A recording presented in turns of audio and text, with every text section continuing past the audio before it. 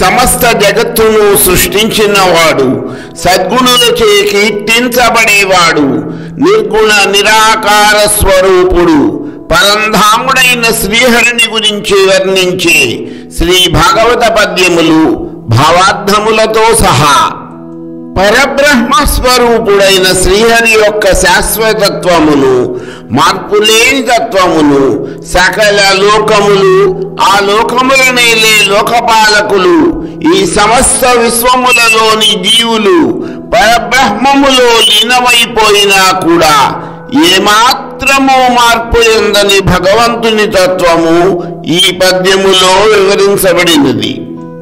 సర్వఫల ప్రదాతయును, సర్వశరణ్యుడు, సర్వశక్తుడు, సర్వజగత్ ప్రసిద్ధుడును, సర్వగతుండగు చక్రపాణి, ఈ సర్వశరీరులు నిగమ సంతతి చెంది నిశీర్యమానులై సర్వినచో నభంబుగతి బ్రహ్మంబుదా జడకుండునెప్పుడు.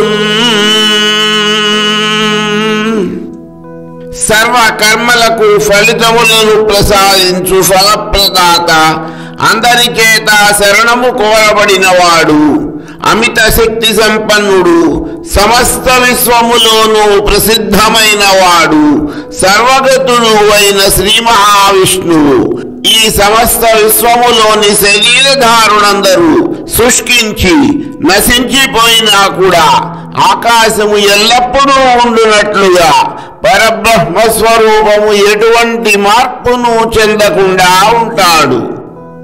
ఈ సమస్త విశ్వము ఆవిర్భవించుటకు మూల కారణమై అత్యంత ఉదార స్వభావము కలిగి భక్త రక్షణయే తన ధ్యేయముగా మంచి గుణములు కలిగిన వారిచే ఎల్లప్పుడూ స్తుతించబడే పరమాత్మ స్వరూపుడైన శ్రీహరిని వర్ణిస్తూ సృష్టికర్త అయిన బ్రహ్మదేవుడు నారదునితో ఈ విధముగా పలికాడు.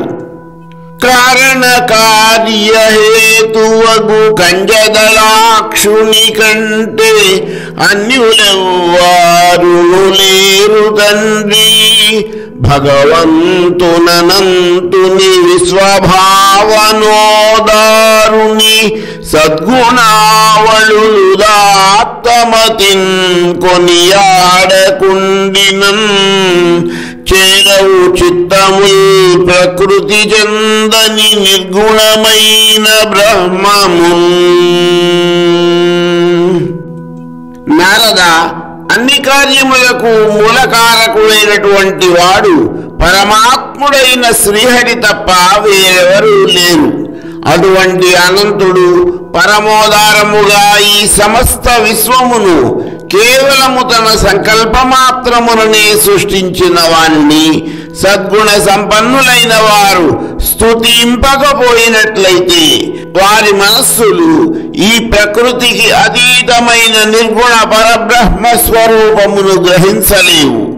మరికొన్ని పద్యములు, వాటి భావార్థములు నా తదుపరి వీడియోలో